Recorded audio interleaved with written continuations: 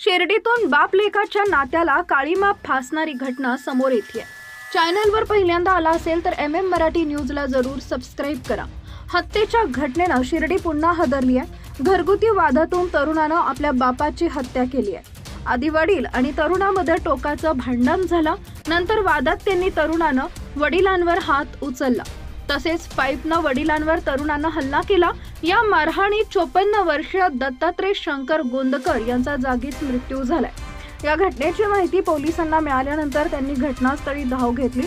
पोलिसांनी घटनेची चौकशी केली। आरोपी तरुण शुभम गोंदकर यानं वडिलांचा आकस्मिक मृत्यू झाला असल्याचं पोलिसांना सांगितलंय। त्यानंतर पोलिसांनी मृतदेह शवविच्छेदनासाठी पाठवलं। शवविच्छेदन अहवालात जबरी मारहाणीत मृत्यू झाल्याचं सत्य समोर आलंय। त्यानंतर पोलिसांनी आरोपी तरुणावर कारवाई केली।